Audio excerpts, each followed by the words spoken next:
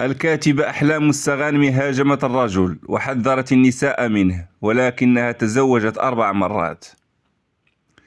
أما الشاعر محمود درويش فهاجم إسرائيل في شعره، ولكن حبيبته كانت إسرائيلية.